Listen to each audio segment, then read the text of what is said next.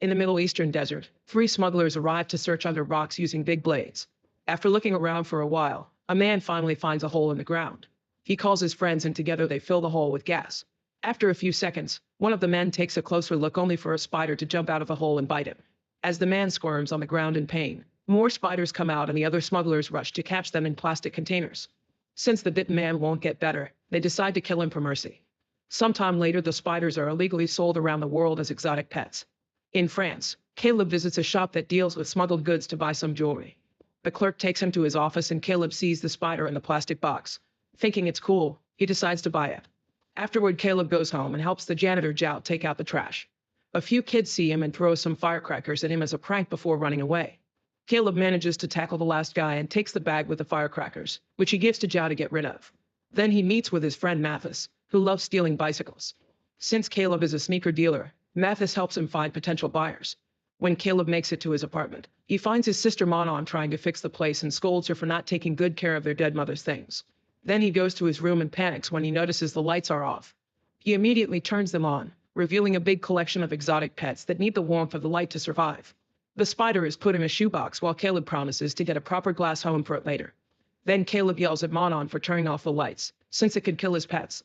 Manon yells back, pointing out that the electricity bills are too high because of him. The apartment is falling apart and they don't have the means to fix it, so she thinks they should sell it. However, Caleb refuses because this place has all the memories of their mother.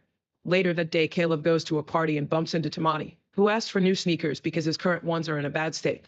Caleb promises he'll have them soon and Tamani leaves with his dog after threatening him.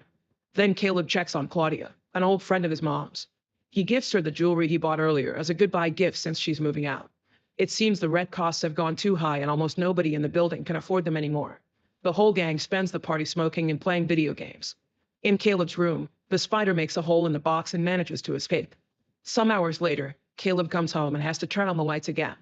When he opens the box, he discovers the spider is gone and desperately searches the whole room to no avail.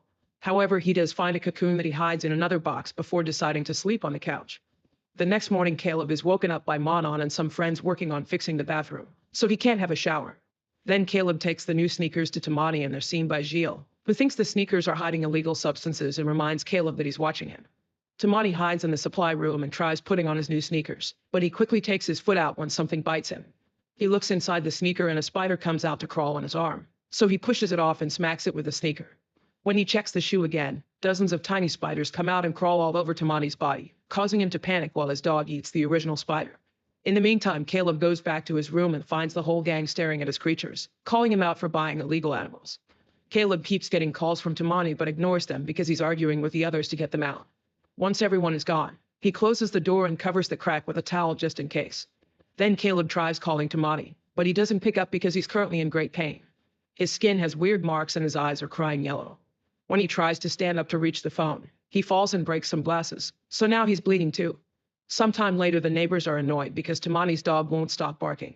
They try calling him and knocking on his door, but he won't answer. Gilles ends up breaking the lock and everyone is shocked to see Tamani dead on the floor.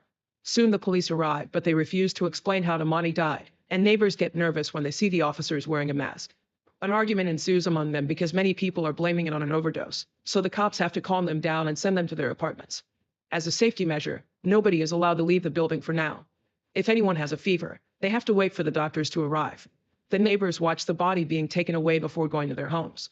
After rescuing Tamani's dog, the gang discusses what may have happened and Manon wonders if Caleb really sold certain substances to Tamani, which angers him. Jordy assures her it wasn't an overdose because he's seen junkies at the hospital. Meanwhile, Zhao is dropping her things in the supply room and is surprised to see lots of cobwebs on the ceiling. She covers her face with a handkerchief and starts spraying repellent all over the room, not noticing that several spiders have already escaped through the vents. Seconds later, the spiders come out in Caleb's bathroom, where Jordy's girlfriend Lila is washing up. When she notices the vent lid on the ground, she picks it up and steps on a stool to put it back on.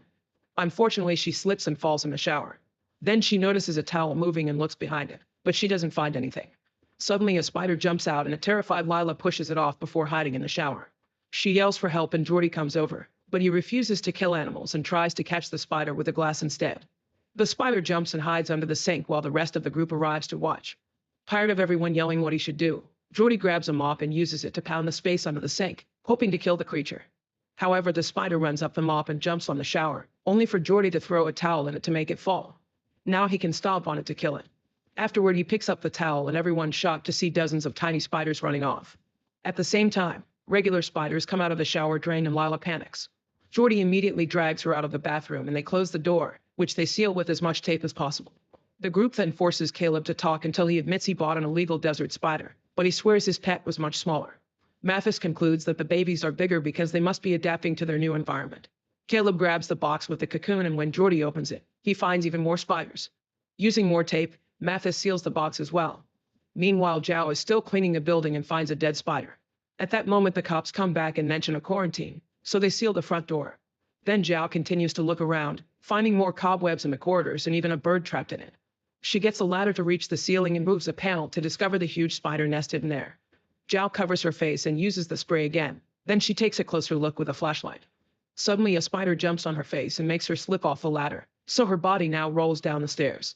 Back in Caleb's apartment, Lila, Maudon, and Jordy decide to ignore the police's orders and announce they're leaving. Mathis chooses to stay because he's already in enough trouble over his robberies, while Caleb stays because he's thinking of the neighbors his mother loves so much. Since the others keep on insisting, Caleb agrees to leave but only after warning their neighbors so they can leave too. In another apartment, a man is exercising while listening to some music.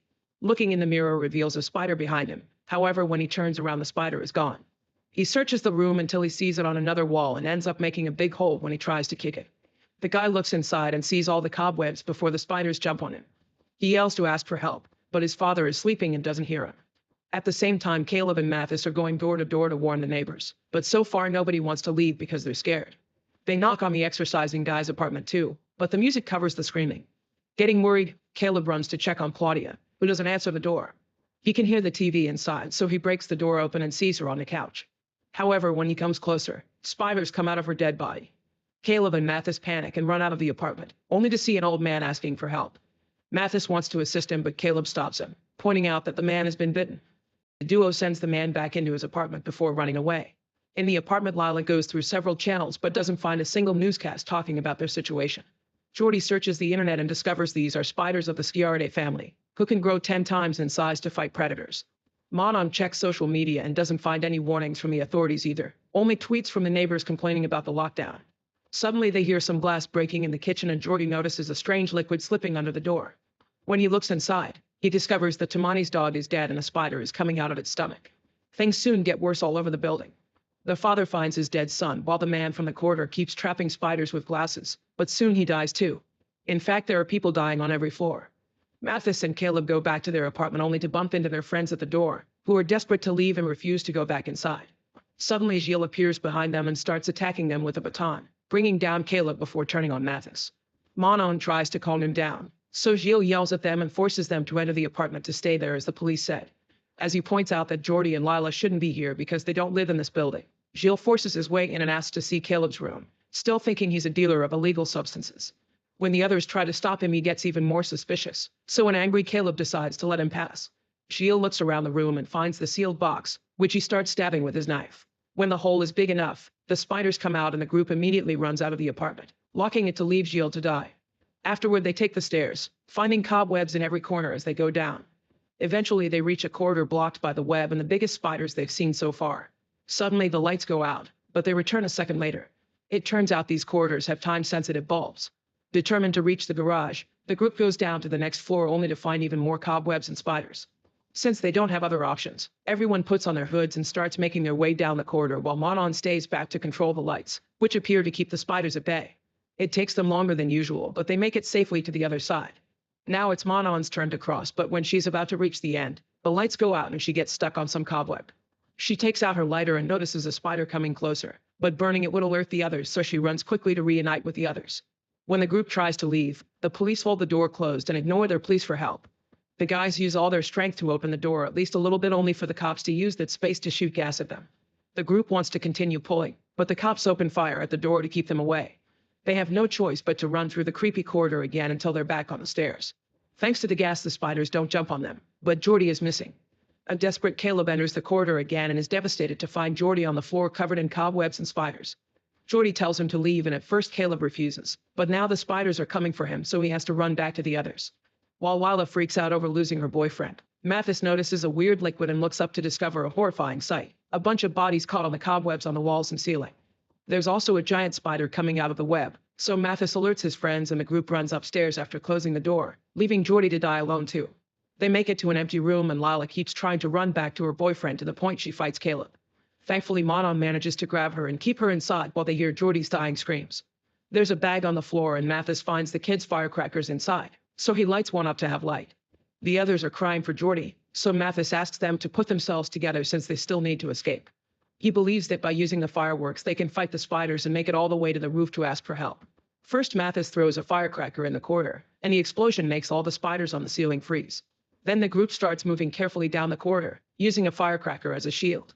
When the flame goes out, Caleb gets a Molotov from the bag and throws it in the corridor, starting a fire that makes the spiders freak out and come after them. The group immediately starts running upstairs, always making sure to turn their flashlights in the direction of the spiders to buy time. In one of the apartments, some neighbors are asking for help, but the guys tell them to stay inside before they keep on running. Their flashlights don't have much power left, so Manon messes with Gilles Locke until she gets the keys to his apartment and the group hides inside, closing the door before the spiders can reach them.